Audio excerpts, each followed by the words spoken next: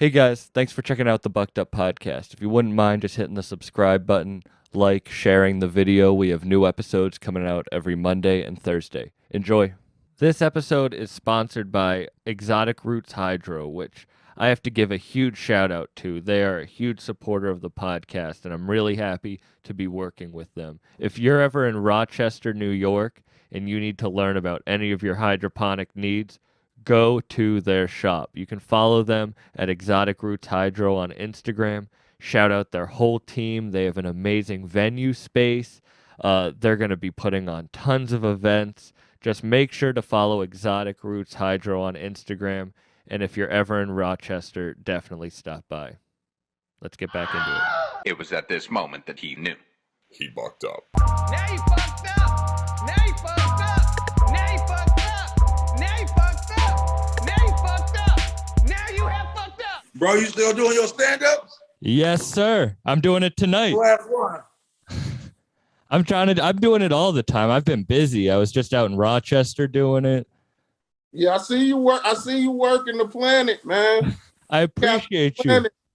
You guys know CP? Come on, an interview with you and shit. I seen your tweet.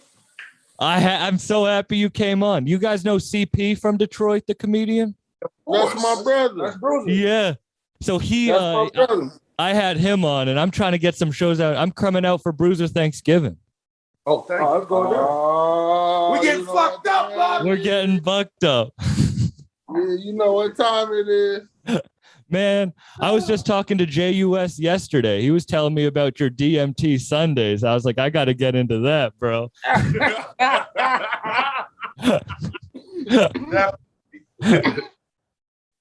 Yo, that shit changed my life. That's the reason I started this podcast.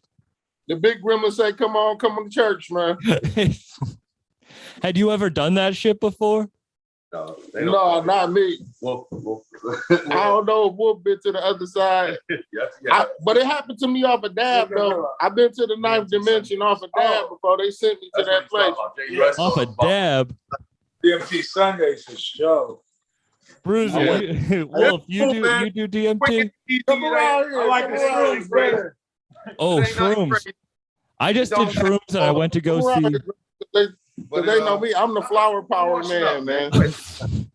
Yeah, I'm shrooms, DMT, weed. That's what I do. Yeah. I can dig it. That's it. I can dig it. DMT high is so fast, man. It's too fast. That shit like It wears off in like 10 minutes, 10, 15 minutes. You could feel it coming down. So I heard you go back to like the womb or some shit though. Yeah, for real. The first time I did it, I did it 3 days ago, and I did this dude and shit that I saw a wolf. It was wild. I saw this wolf face. Actually, I saw a wolf face, and that shit You saw opened wolf? up. I saw a wolf face. That shit opened up, and I blasted right through. Oh, see, you know what that means? That means Bruiser Wolf about to take us there. You better do some shit up here when you come up here, bro. They got a little what's that little stand-up comedy shit we got here? They got a lot of little comedy houses. Yeah, you should come up here and fry that bitch for us, bro. All right, I will. I'm gonna be coming up for that whole week. Yeah, Do a 15 minutes. Yeah, I'm gonna have to introduce you to my man, Comic J. Will. Let y'all hang out. around that anyway. Well, yeah, I'd love to meet him. There's also a dude, Josh Adams, a comedian from Detroit. You say what happened? Is Josh Adams from the D? Yeah, there's a comedian, Josh Adams from the D, who's mad funny. I don't think I done met Josh Adams. Is Josh Adams from here?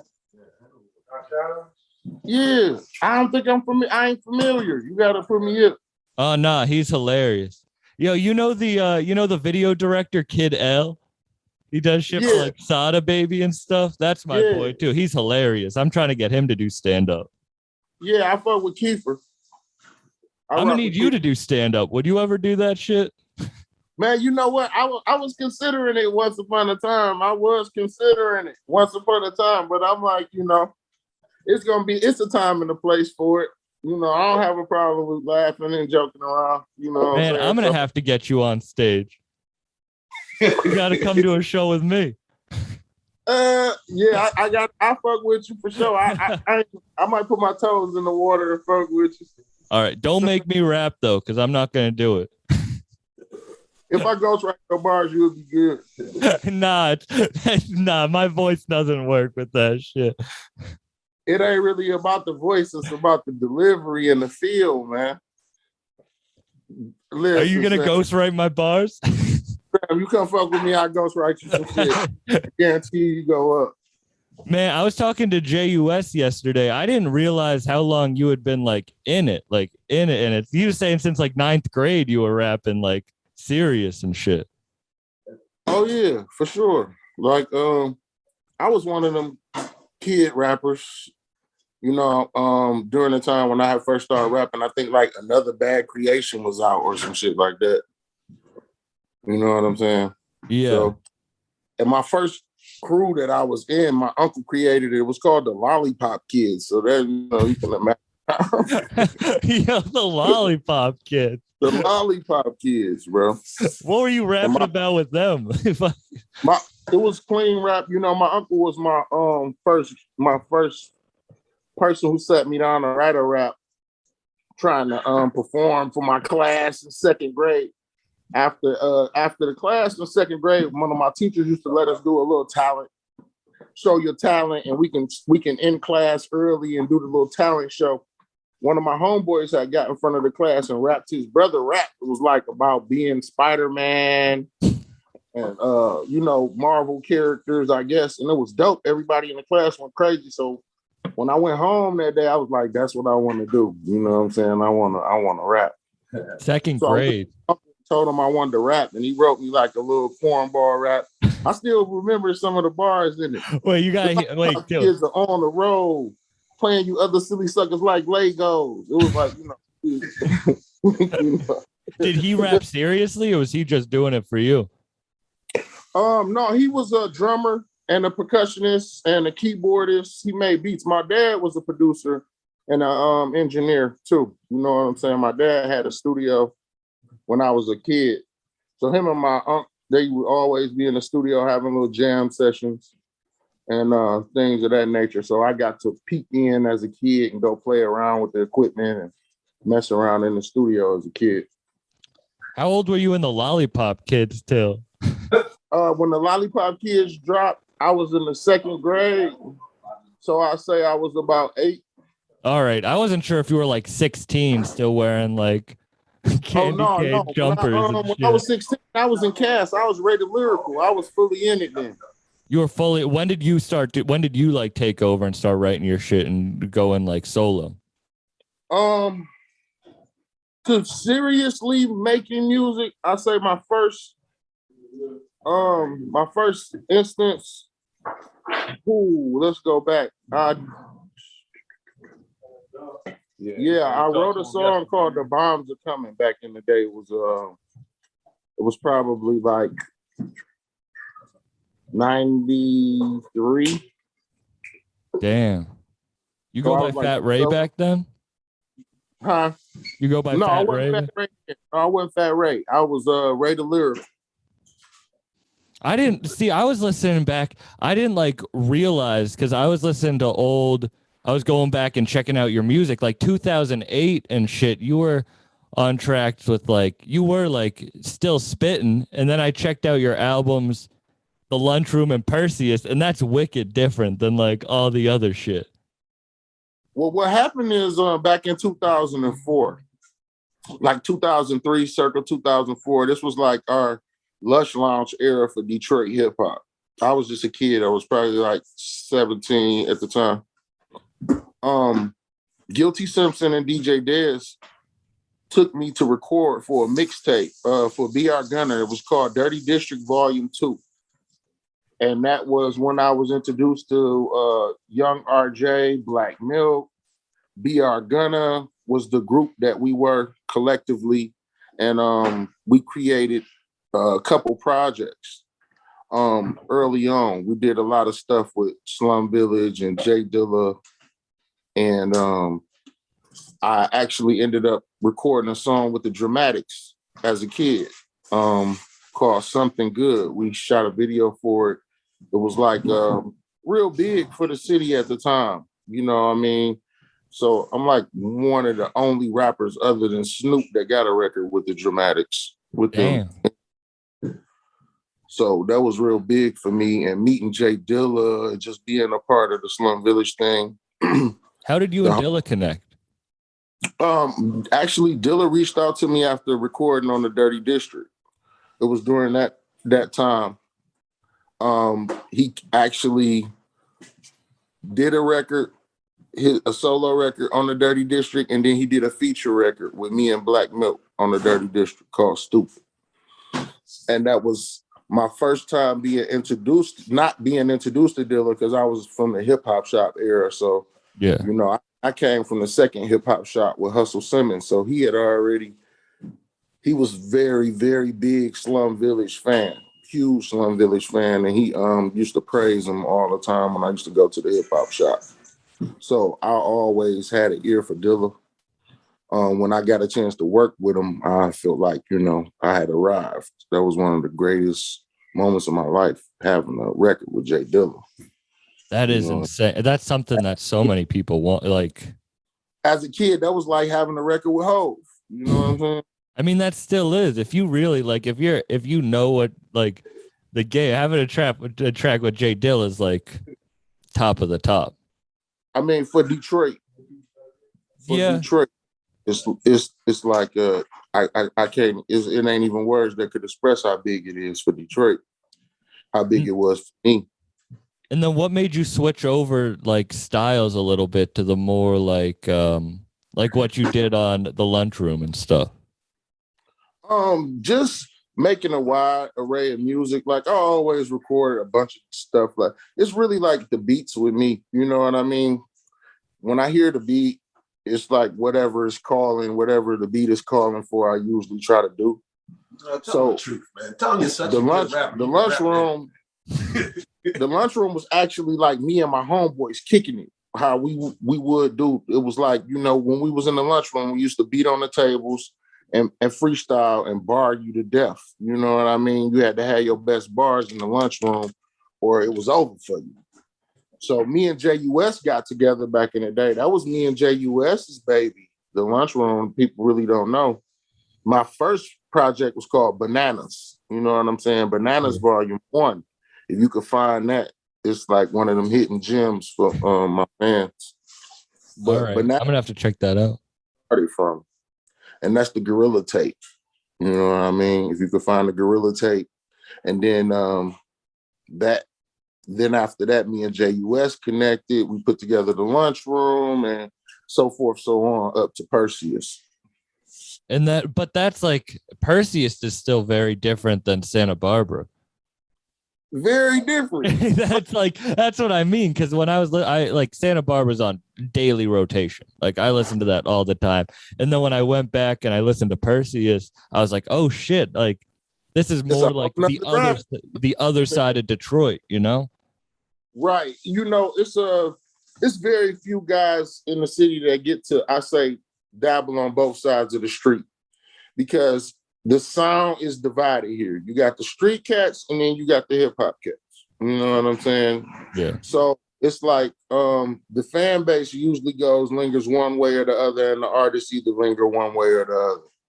You know what I mean? But me being born and raised in the city and just being influenced by everything from the east to the west, I've been able to not put what I would call a hindrance on my style per se.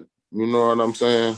And the things experience is on both sides of the fence. You know what I'm saying? Because I've been in the streets and I've been in the backpack spots with the hip hoppers, and I've been with the dope boys. So it's like to have balance and be in between the two.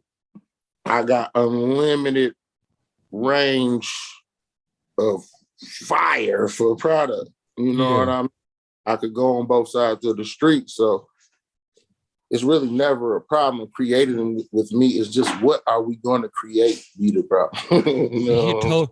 Do they not like respect each other, the two, like the more street stuff and the backpack stuff, or do they? Not at all. Not at all. That hard bouncing in between the two? Yeah, it's very difficult to do it. I made a couple attempts at it, and it's just a very difficult thing to do because both what you would say genres live off of they artists. So, the artists that's doing the street music, they fully dedicated to it. They don't want to hear no hip hop. They don't want to hear none of that shit. They want to hear something that's gonna make the hoe shake their ass, and you can throw money to. They want to play music that they could drive fast and you know what I'm saying, have bitches around with. You know what I'm saying? Nah, for real.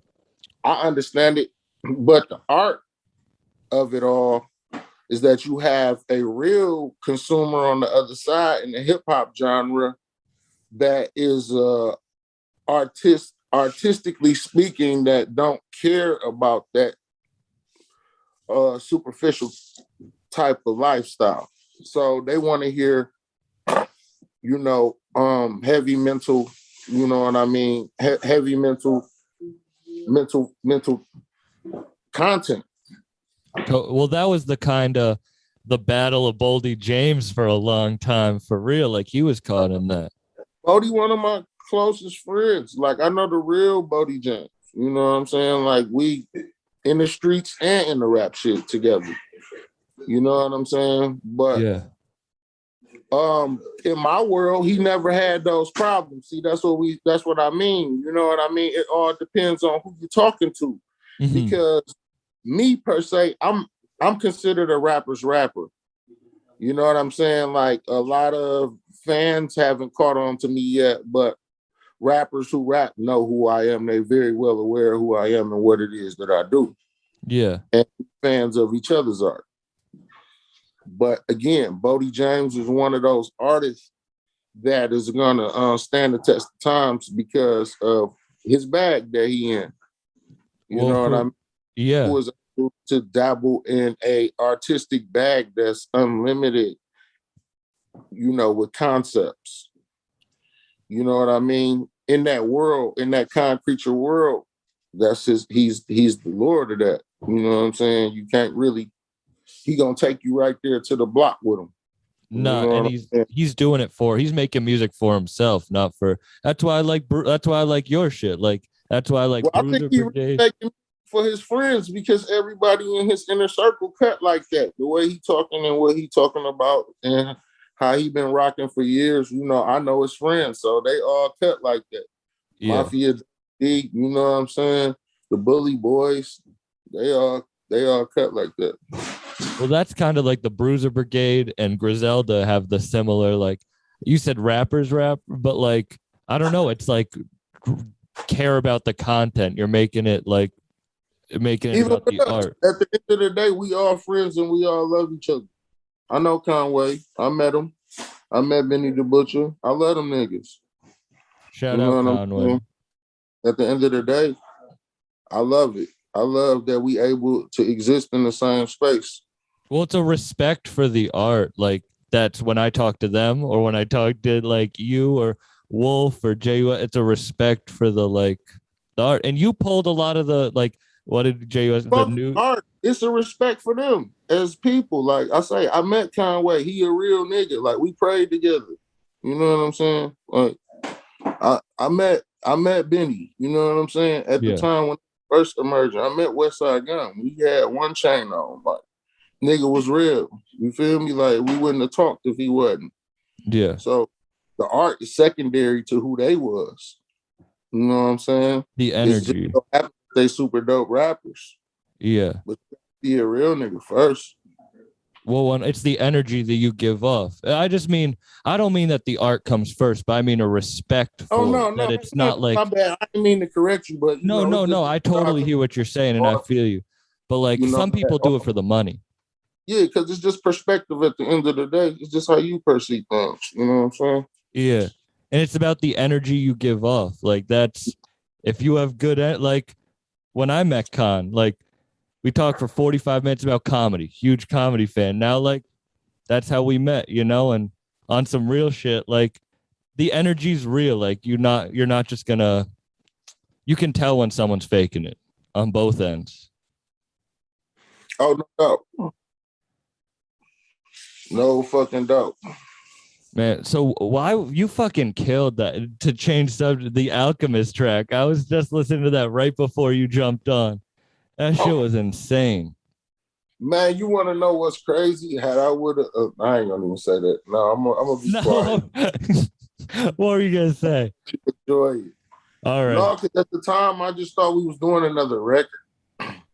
You know what I'm saying? So, Yeah.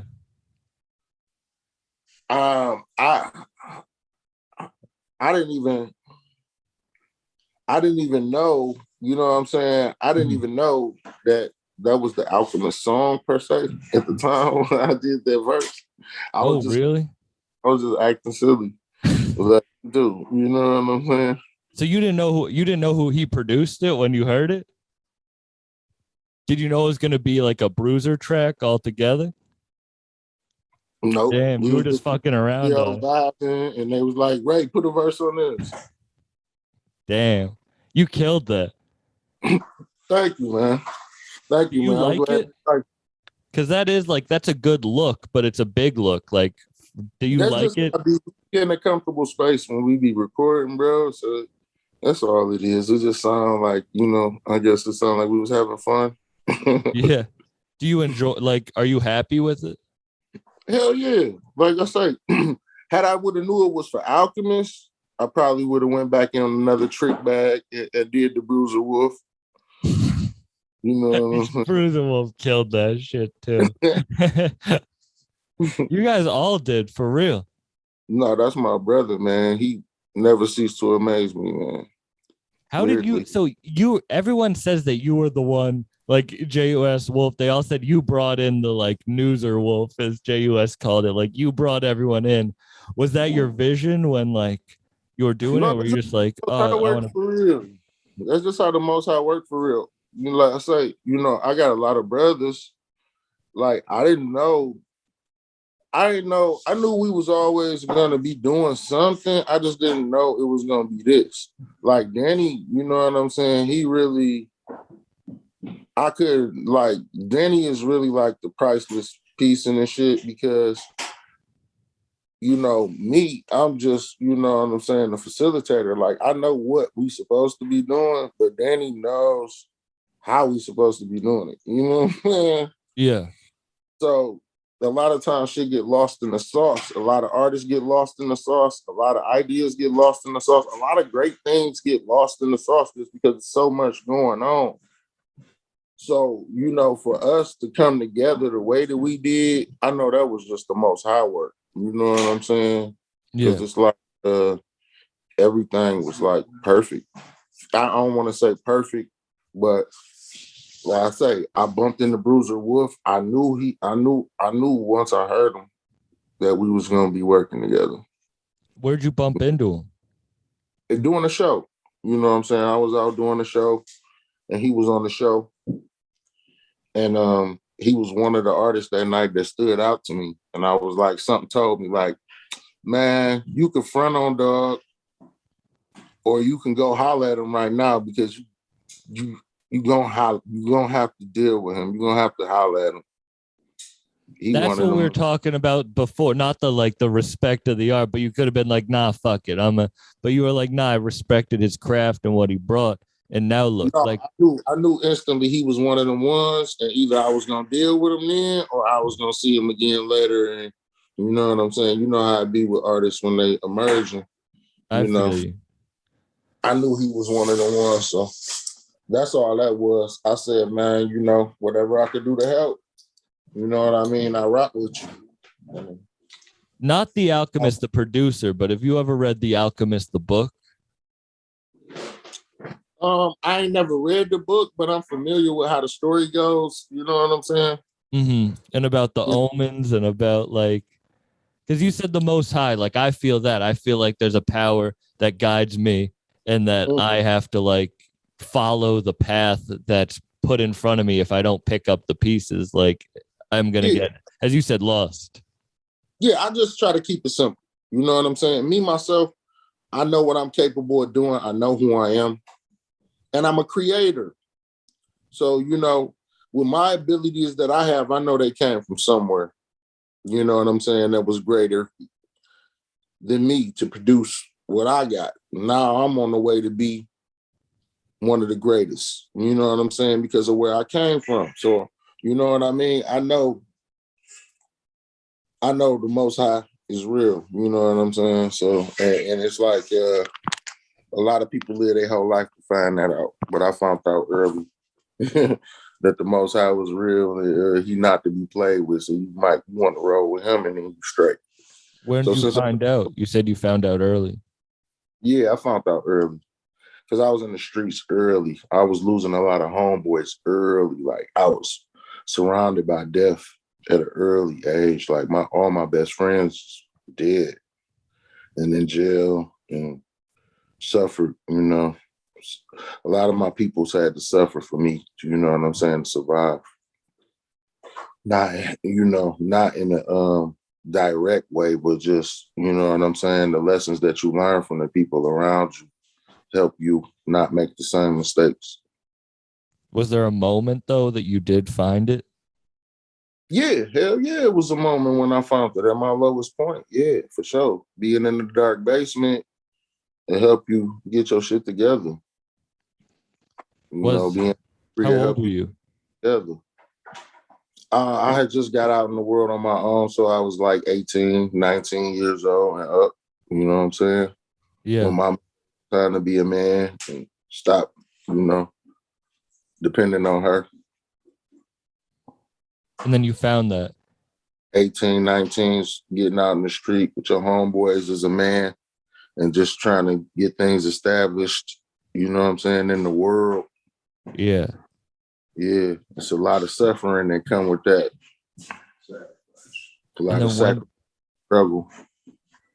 And is that what kept you going, creating too? It's just like, because a lot of people do give up on that journey because it's a long one.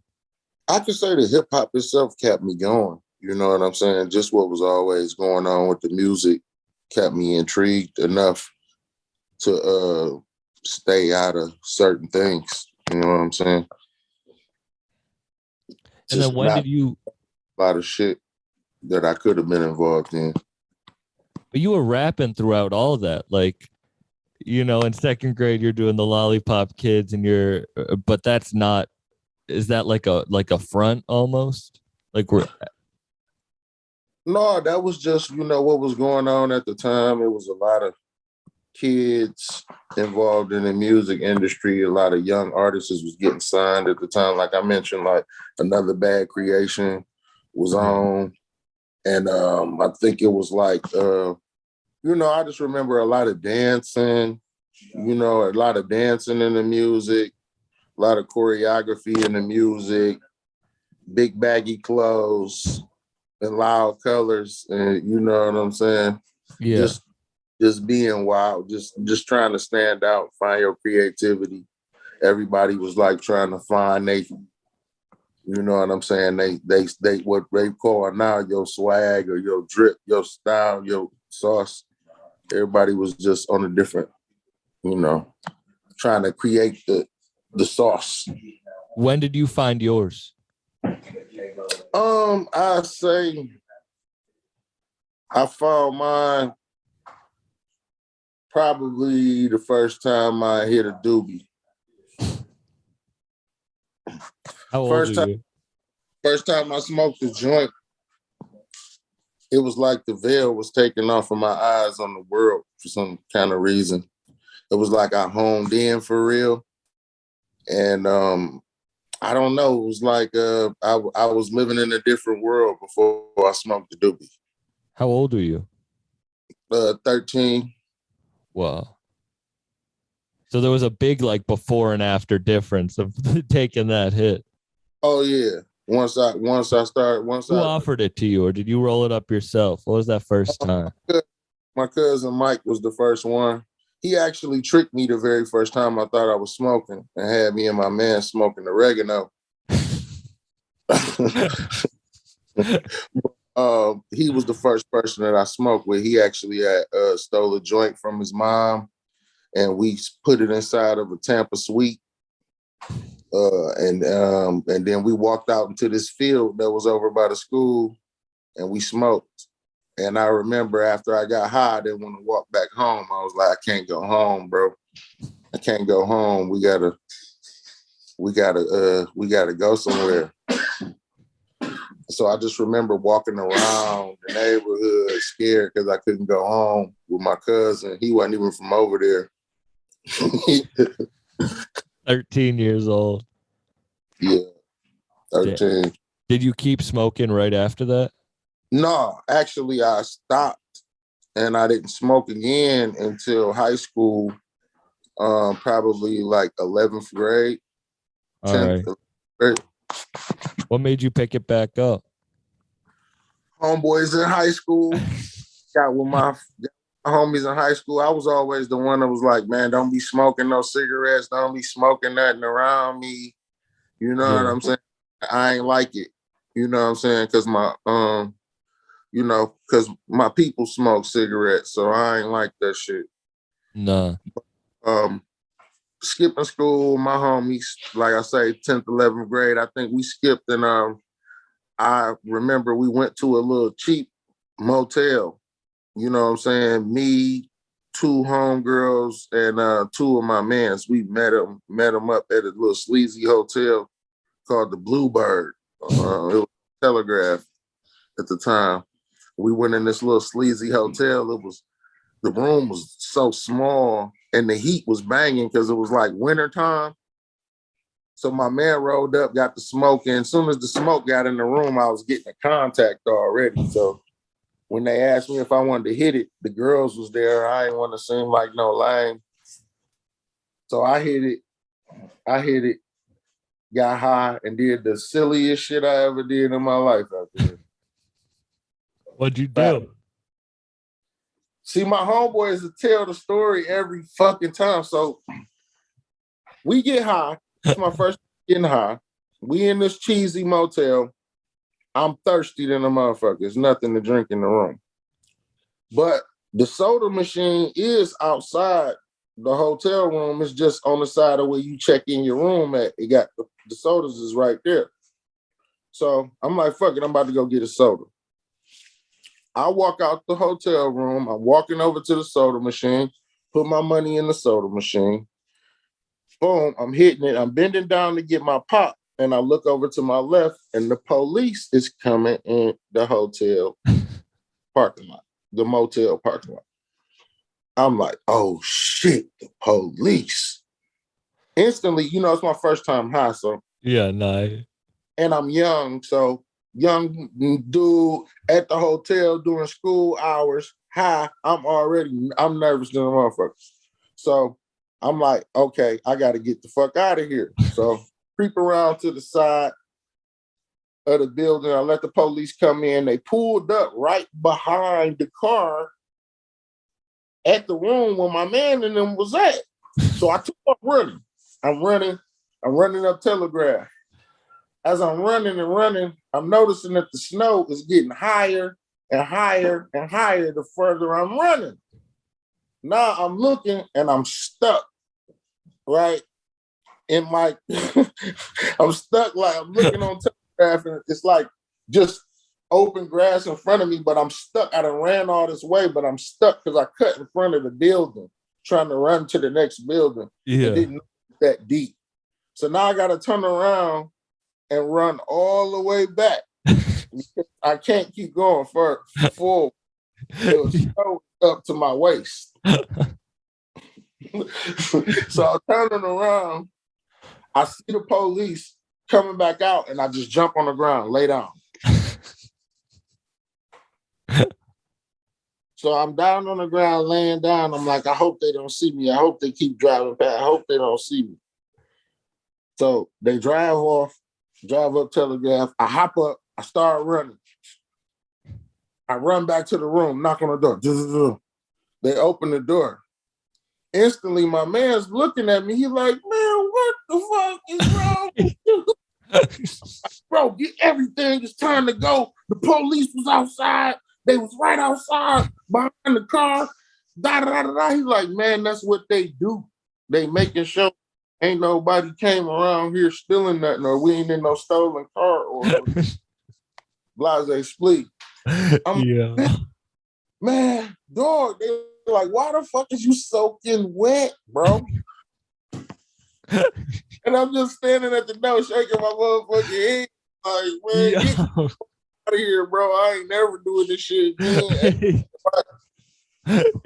Is that where you got the album cover? In the snow, the deep You snow? would have thought that. You would have fucking thought that. You would have fucking thought that, because that's exactly what I was running.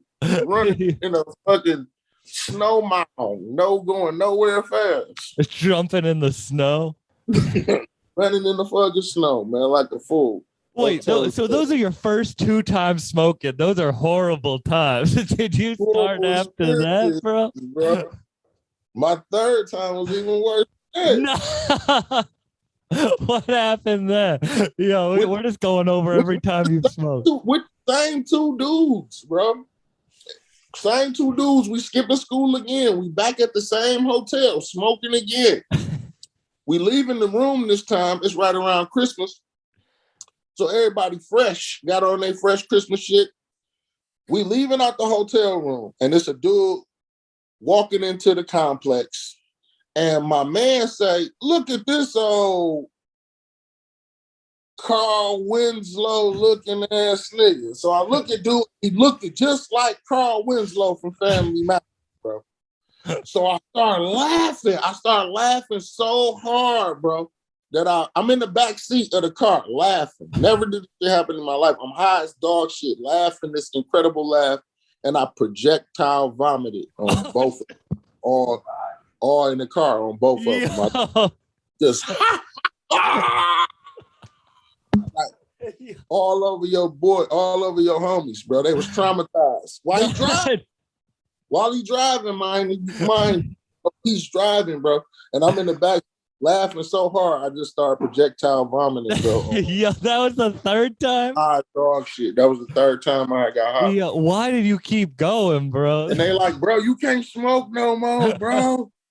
You can't smoke no more. I had to get their clothes dry. I had to get their jackets dry clean. All over their Christmas shit. I love that this started with me asking you. You were like, weed changed my life for the better. And then, Weed really saved my life, though. It saved mine too. But those are 3 horrible times. Was I had a couple time better? In the road. Was 4th time the charm? It was a couple bumps in the road, but yeah, I never stopped wanting to be high after that.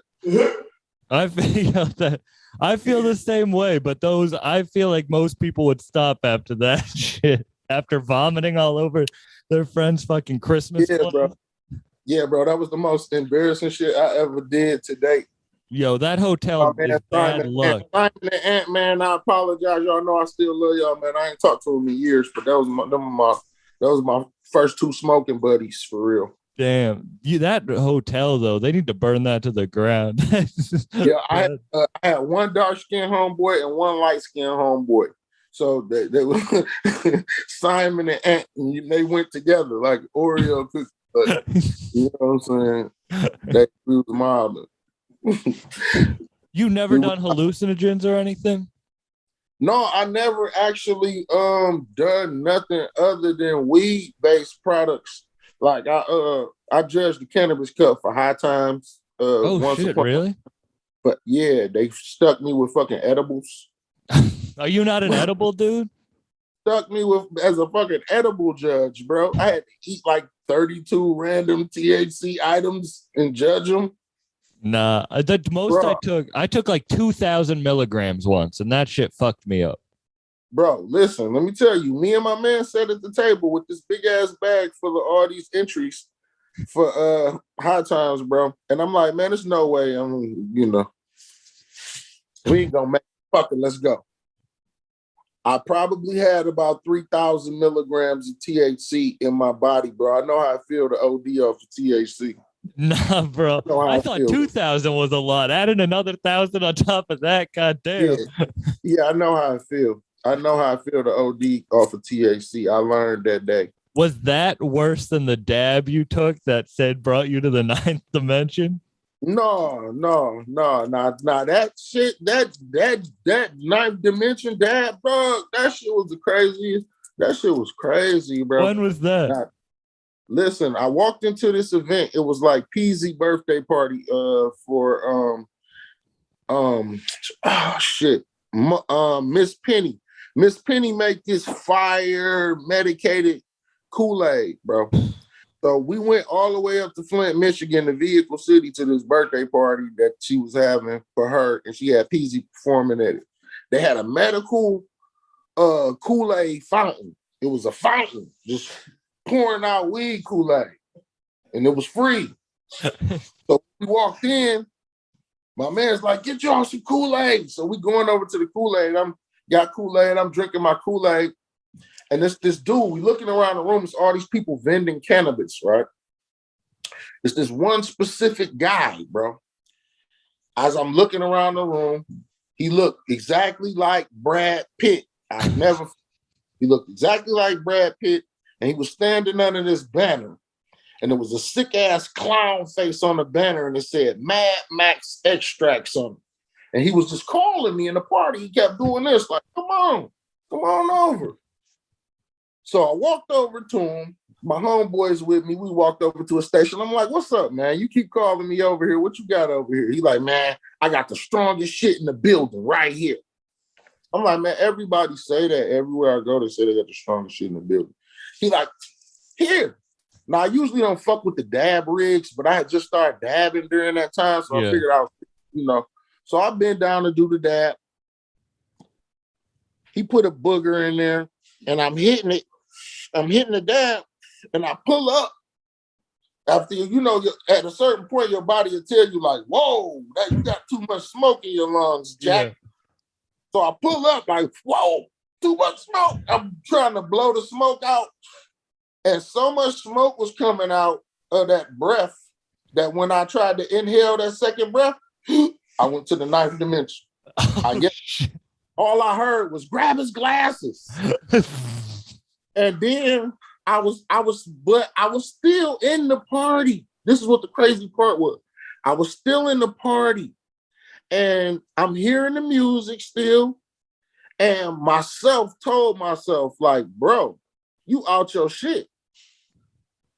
I'm like, "No, we chilling." He like, "No, you out your shit. Get back in your shit." And I remember myself looking down at myself on the ground, and I jumped back in my shit, and I popped back in the party. Damn. Are you sure you didn't do DMT, bro? Bro, it wasn't no DMT. So what I found out was that it was an electric rig that I hit. Oh. So he really set me up because that electric rig is already piping hot. I guess so, it's ready. Yeah. It's like hit the motherfucking. Somebody told me, like, "Man, that shit was the equivalent of sucking the tailpipe. Like you let him play you." So I'm like, bro. Yeah. And I was the third person he did that to that day. He was like, "Number 3." I remember hearing that. Fuck like, you, Brad Pitt. 3. So I did that to like 3 different people at that event that day. Damn, bro. But I never forgot Mad Max Extracts. I don't fuck with them. They really, man. They'll really have you out your whole kit. You know what I'm saying? Nah, that happened to me recently. Around your friends and wake up without your kit. I got booked to host this like music and arts festival up in Maine, doing comedy and shit. And I was like, "Oh, that's cool. That's cool." I show up to like where it's being held. It's a hallucinogen and hippie festival. Oh yeah, get to it. So I'm like, "Oh, this is much different than I thought I was gonna be." They're like, "We got this tea. We got this like special mushroom tea. It's not too strong." But this is hippies who live up in Maine saying they're not this strong. So I'm getting this tea. It's one of the most, so I'm drinking the whole thing. I'm smoking. I'm high. I finished the whole thing and I'm like, "Oh shit, I'm in the woods with no one I know. And I'm tripping balls right now. I'm like probably 4 or 5 grams of mushrooms." Oh, shit. Oh, I couldn't imagine the horror. See, that's what I'm saying. I'd be scared to get any higher than I really be. You know what I'm saying? Nah, I feel you. Get higher than I be, I'm scared of you. Like, But I like to chase that. I like to. I've never done coke. I've never done pills. But I like to chase that weed dragon heavy. Like I want to get as stoned as I can. No doubt. And that's what I'm saying. Like I be so high off of bud. Like if you getting bloated than me, I'm scared of you. You shouldn't even want to be that high. Nah, DMT's different though. That shit's crazy. Oh yeah, I can imagine how crazy that shit is. I wish how to turn my motherfucking notifications off. People just calling my shit. I got no problem. The first time I ever did it, I met Buddha. I hit it, I broke through, and I saw Buddha. I saw Buddha, and he told me to start the podcast, and that we're here.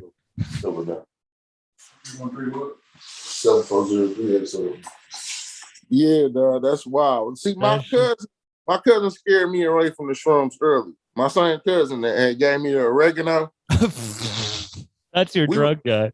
Yeah, he had us smoking oregano. We thought we was hitting a doobie. We playing Street Fighter in the basement at his crib. Me and my man B Hunt. And he came down like, y'all want to smoke? We smoking. We thinking we getting high. And he making a song about Bone Thugs. We hearing him singing, yeah, hit them oregano. When I hit them oregano. And we like, why the fuck you keep saying that, bro? He like, y'all smoking oregano. Man, we was about to beat his ass, bro. Yeah. Wait, why did he scare you off shrooms, though? We thought we was blow. My cousin scared me off of shrooms because when we first started hanging out, so my cousin, he was from the other side. I'm a 7 Mile nigga. So I grew up between Southfield and Evergreen on 7 Mile. My cousin was from Ferndale. He moved over to Ferndale from the mall. So that was my first experience, like getting stoned with the white homies. You know what I'm saying? With my cousin. So we went over his homeboy house. They had these shrooms and they was eating shrooms off Doritos. You know what I'm saying? And they asked me like, bro, you want some? I'm like, nah, man, I just mess with the weed. He like, oh, we got a hydro bong, water bong for you. And they broke this sick bong out. It was like in a gallon bucket. And you got to hit the bong and pull it up. And as you pull it up, the smoke rises up, knock you off, knock you the fuck out. Yeah, so I was fucking with the bong. They was eating Doritos off the shrooms. We leave to go to the movies. So we go to see Universal Soldier Part 2. I'll never forget. We sitting in the movie. My cousin like, man, I got to tell you something, cuz. But you ain't going to believe me. I'm like, man, shut the fuck up. We in the movie. He like, you got to hear me out, cuz. I got to tell you some shit. I'm like, what, man? He look at me dead serious in my eyes and say, I am Michael. I said, yeah, you Michael. His name was Michael. I said, you Michael? Yeah. Now shut the fuck up. He's like, no, I'm Michael, the archangel that the Bible speak of, nigga. I said, oh, okay, here we go. I got up in the middle of the movies, grabbed him and snatched him out the movie, bro. Right here. You know what I mean? We had to leave. And he was having a episode on me. Oh, a bad trip. We was walking all the way out the theater. He was rambling, crazy shit. Damn. We got in the car. He was rambling crazy shit all the way back to the hood. And then when I tried to leave him, he was like, don't leave me, cuz. Like, I need you to stay with me. Like, I'll pay you anything. Just like, I'm like, I ain't never want to be like that. I couldn't. No, that's not good. Don't have me like that. That's why I don't fuck with acid anymore. The first time I did it, a kid tried to rob me right as I was peeking. Like right when the acid kicked in, a dude I was in a store and I walked outside the store because it was too much and a kid tried to rob me. And I just screamed, get away, and pushed him and ran off, just tripping. And it was like, I could handle it. Then I went to the beach and I laid on my stomach with my face in the sand. And I was like, each piece of sand is another person in a universe. I was like, I can never do acid again, bro. You said each piece of sand was a person. Yeah. You land on the beach. That shit, no. Was in a galaxy of people, bro.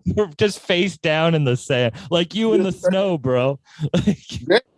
Danny Brown is the only person who makes me wish like maybe I would have experimented a little more as a youth. You know what I'm saying? Because Danny, you know, shit, he be doing cool shit when he be, you know, when he be high. You know what I'm saying? Yeah. But I was like, damn, but I couldn't pull it off. You know what I'm saying? I would. There's always time to try. Fucking platforms on. There's always time to try.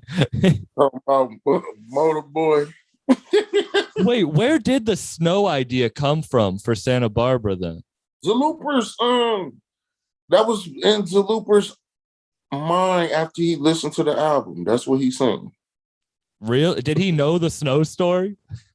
No, we all of that was just a part of what was going on in Zalooper's during that time.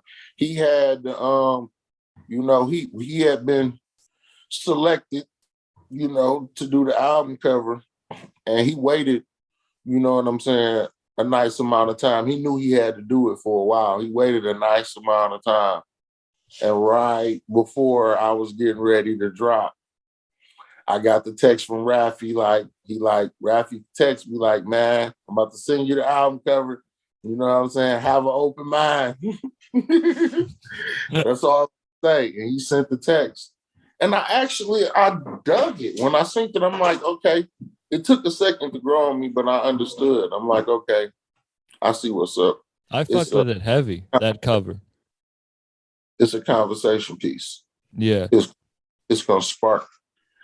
gonna spark something different in every you know, every consumer. Yeah. JUS and Wolf said the exact same things about their covers too. That's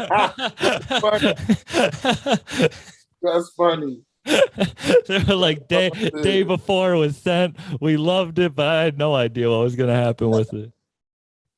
That's it. That's how it is though. But that's kind of, you know, explains like what you get when you fucking with the loopers. Wild style. Don't know what you go. It's like fucking with Baby Basquiat or something. Yeah, how can you ask Basquiat to make you an album cover? Like, my friend bought a painting. You definitely can't fucking tell him what to do. You know what I'm saying? You ask Picasso to make you an album cover, you can't tell him what to do. No, my friend tried to buy a painting off him and then was like, tried to give him ideas. And he was like, no, that's not happening. Oh, shit. Somebody commission a painting from him. Oh, no, you ain't about to do that. John. What made you make Santa Barbara then? Because that is very different than all your other albums. I'm glad you asked me that, man. Santa Barbara was my give back to the hip hop community. You know, that was my contribution to, I feel like it was like my debt paid to hip hop. I feel like I owe Big Proof, I owe J Dilla that. I owe Big Proof that. Santa Barbara is the street that I met Big Proof on. He lived on that street. A bunch of other great rappers lived on that street too. Swifty McVeigh from the Raw Collection, D12. DJ Dez stayed on that street, Slum Village DJ. It was a bunch of great people that I met on Santa Barbara. You know what I mean? Yeah. That inspired me. So Santa Barbara was just my give back to the people who inspired me, to the city that inspired me, and to my friends who was waiting on me to do something concrete. Well, it fits in perfectly with God, Goku, Jay-Z, and Dope Game Stupid. Like, I like the push of all the projects now. Like, it fits in perfect with that. That's crazy, right? And that was like a trick play for me because JUS, he mixed and mastered my album. He did it, but you know, he worked on my project, but my project was done before he is. So, oh, for real?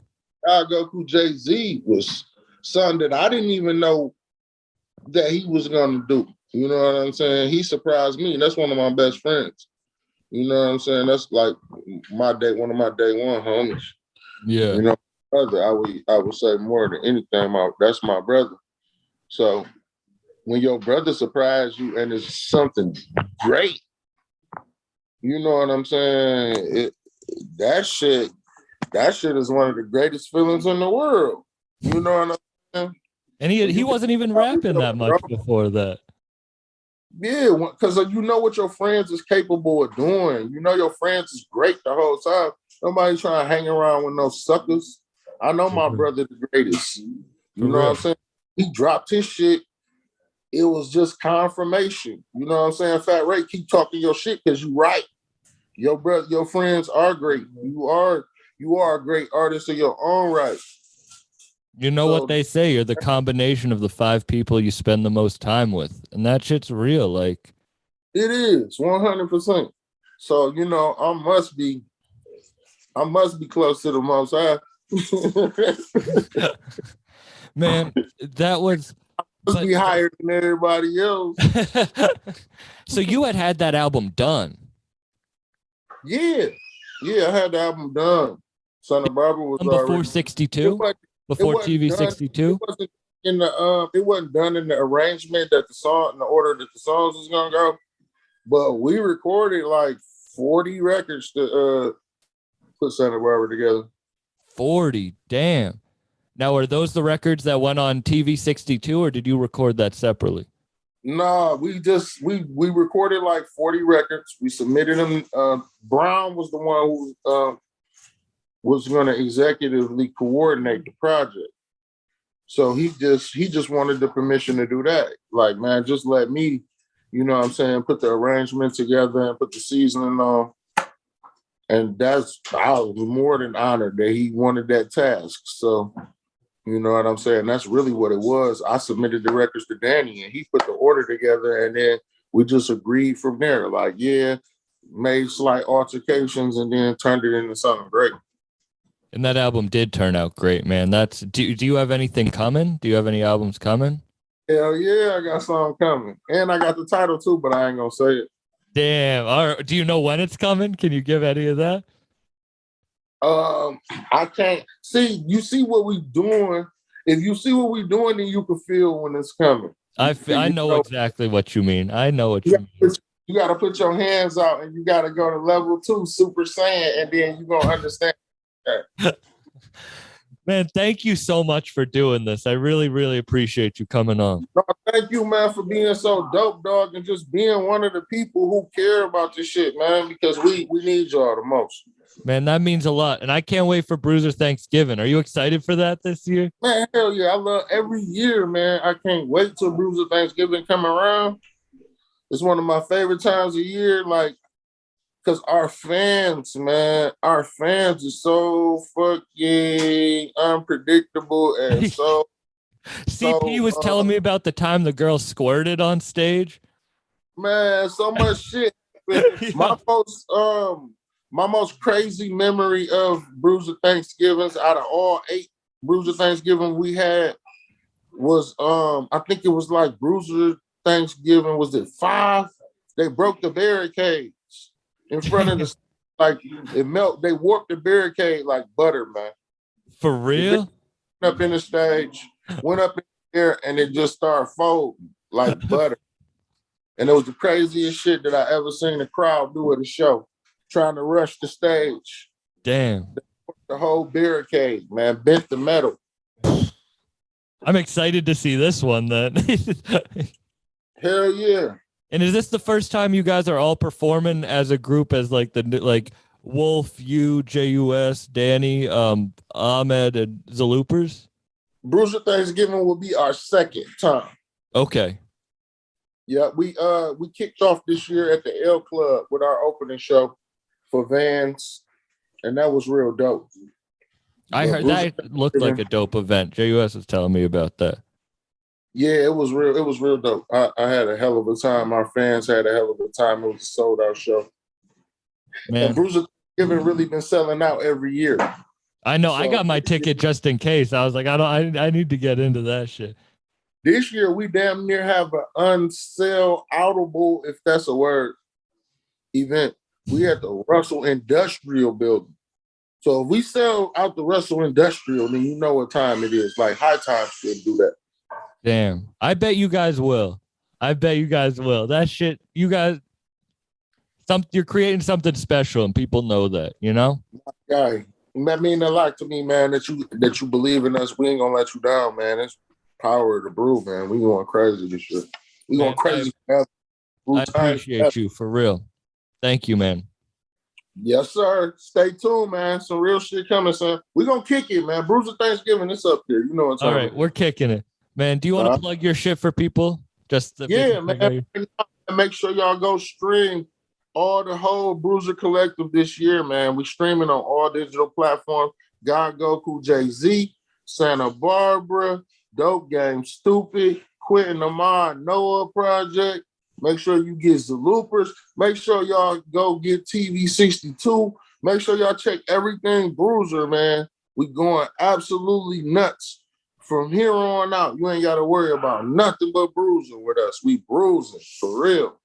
So make sure you check that out. And make sure, hey, go check out my earlier projects too. Go listen to that Perseus project. Go listen to The Setup by me and Black Milk. The Dirty District Volume 2. Listen to Guilty Simpson. Detroit Sun. Check out some classics from the past that y'all might have missed. There's some jewelry, man. There's some jewelry that y'all might have missed. Going back and listening to all that shit, I can't wait. That's all added to my guy. Yep. Just tap Fat Ray in on your Google, on your phone. Don't be ashamed, man. Just see what you find. Man, thank you very much. And I appreciate you guys, and I love y'all. Thanks to all the bruisers out there, man. We still here. We still strong. We're gonna keep going strong, man. It's the Brigade, man. Brew time forever. Man, thank you. Peace out, everyone. Brew time. Man, thank you so much for coming on. That was awesome getting to talk, for real. Oh man, thank you, sir, man. My high weed stories. Dude, I love those. We're gonna have to. No, I'm gonna sit down with you and we're gonna smoke a lot of weed. I'll see if I bet I can do. I was gonna say I bet you'll keep up with me, but I bet I can keep up with you. Oh, we gonna see. Definitely the last best edit. That 2,000 milligrams. We'll get back to that. Let's up that number. Go get back to that. All right. Peace, bro. Have a good one. See you Thanks, soon, man. Peace.